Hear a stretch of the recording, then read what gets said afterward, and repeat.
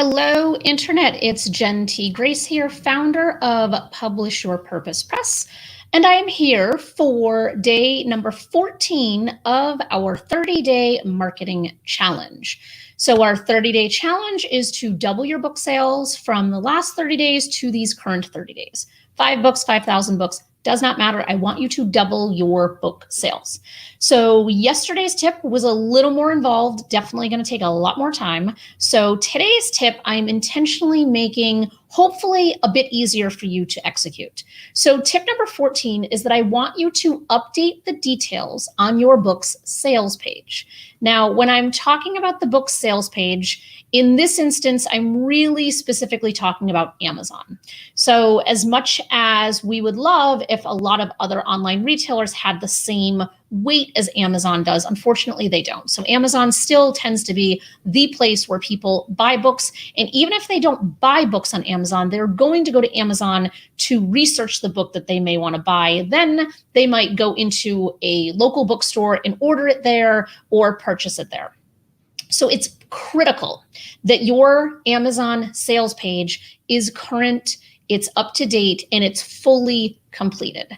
So I am shocked on a pretty consistent basis when I'll go to a sales page for a book and it has hardly anything in it. I have seen descriptions of books where it's 1 or 2 sentences.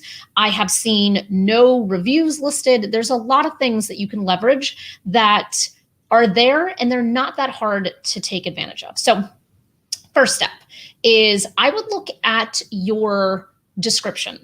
So when you first put your book out, the description you wrote, that's probably still going to be perfectly fine and good to go. However, in the publishing process, if you did not strategically write your book description, or you didn't work with a copywriter who specifically works on book descriptions, that's something that you might want to take a look at. It is absolutely critical to have a well-written jacket description for your book. If you wrote it yourself, that's fine, but you wanted to make sure that you had other opinions and input from other people and potentially worked with a copywriter in tandem, or at the very least had it edited.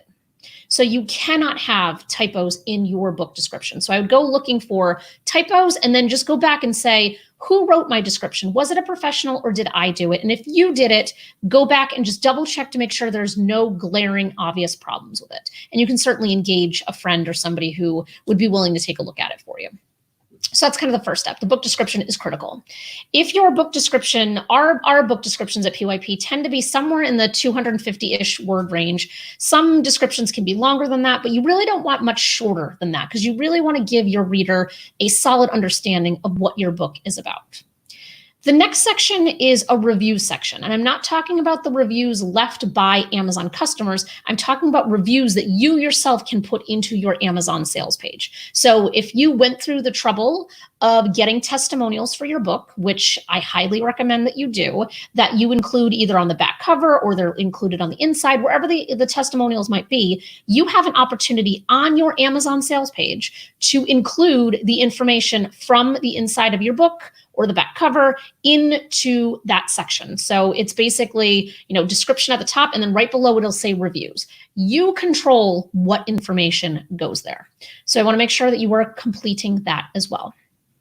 If you go to Amazon right now and select any book, if you look at the top, so there's the cover thumbnail, and then right to the right, you'll see the author's name. Sometimes you'll see the editor's name, but you'll definitely see the author's name. If there's co-authors, you'll see both. Some of them are hyperlinked and some of them are not hyperlinked. I want yours to be hyperlinked. And how you do that is that you create an Amazon Author Central account. This is a free account where you log in and you basically claim your book's title. So you just create the account, log in, search your title, search your name, and say claim. And then there's a verification process to do that. And then once you have access to that account, you can then upload your author photo, you can add your bio, you can connect it to your blog or your podcast or anything that's on an RSS feed. And you can go in and you can add videos, you can add more than one photo. And what this does is that if someone is coming to look at your book and they happen to click on that link, they're going to have all of the information that you want them to see right at their fingertips.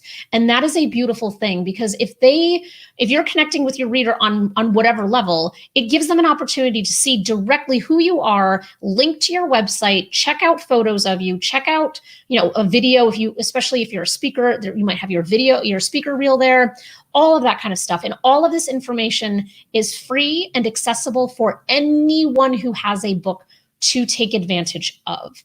Additionally, you can put, if your book has won awards, you can update it there to say, it's a bestseller for whatever reason. There's just so many opportunities to update your Amazon sales page. And I'm going to flip to my other screen for just a second to make sure I'm not missing any in particular. But so it's called editorial reviews, the reviews that I was specifically talking about before.